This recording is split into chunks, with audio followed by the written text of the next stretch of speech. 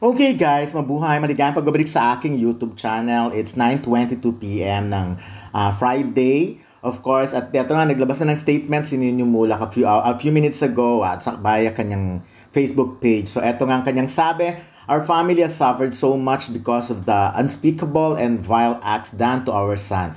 We ask for your prayers to help us muster enough strength and courage to withstand the horror of reliving the sturdy acts of the perpetrators as we seek justice through our legal system. Thank you for all your support and kind words and your gracious gift of space. We truly appreciate it." Nino Mulak. So ayun nga, humingi siya ng dasal, of course, kasi hindi rin biro ang pagdadaanan ng lahat. Dahil alam naman natin na pag magantong kaso, uulitin at uulitin at uulitin, paulit-ulit na pag-uusapan, uukil-kilin, tatanong sa'yo, lalo na sa mga taong involved, ang mga nangyari. But by the way, pinakita na nga kanina na si Sandro Mulak ay nagpunta na rin sa NBI. May mga videos na lumabas doon. But anyways, ayan, so si Nino na napakamahinahon na tao, no? Talagang masayang tao si Nino. Wala akong masasabi sa kanya na, kasi never ko pa talaga, to be honest, never ko pa siya nakitang nagalit. Talagang lagi, he is always happy. Ngayon ko lang siya nakikita na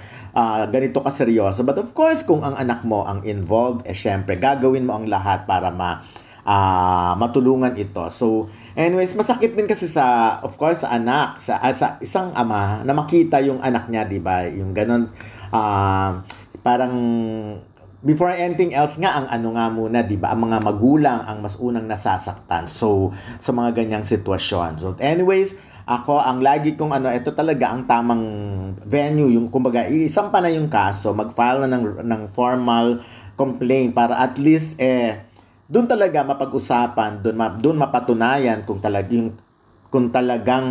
mapatunayan ko ano yung mga nangyari, malaman ko ano talaga yung mangyari. At again, ang stand ko nga, sabi ko kung nagkasala, parusahan, di ba? Ang nagkasala ay parusahan. So, ayun, kaya lang talaga sobrang torture yung mga ganitong pinagdadaan. Siguro si Nino, hindi niya maisip na ma-experience niya yung ganito sa showbiz, do. Si Nino kasi talagang mula bata, di ba nga 50 years na siya in the business. So, masyado na. At saka pader at poste ang mga Mulak sa showbiz. Kumbaga, alam naman natin yon. So, hindi naisip ni Nino na ma-experience niya yung ganito at anak niya ang involved. But anyways, ayan, so, mababasahin na natin ang napakaraming message talaga. Ilang minuto pa lang, pero talaga ang nag-message na agad ay kulang-kulang 200 at almost 40 shares. Agad minuto pa lang to. Justice for your son, Sir Nino. Justice for your son, maging okay din ang lahat. Maraming pong nagsumusuporta sa inyo. So, ayan, lalabas din ang katotohanan, sir. Abusadong mga nilalang kung, okay. So, yun ba kasi medyo harsh na yung mensahe, so hindi ko na babala. Relax ka lang, di ka pababayaan ni Lord. Relax lang po at di po kayo pababayaan ni Ama. So, yung mga ganyan, ayun nga, maganda din yung mga inspiring mga messages, di ba? Justice will prevail. Okay, we'll pray for your family, kuya, and maraming pang iba. So, yun naman talaga ang dapat. Yun naman talaga ang hinihingi ng lahat, ang hustisya. So, at sana nga makamit ang hustisya.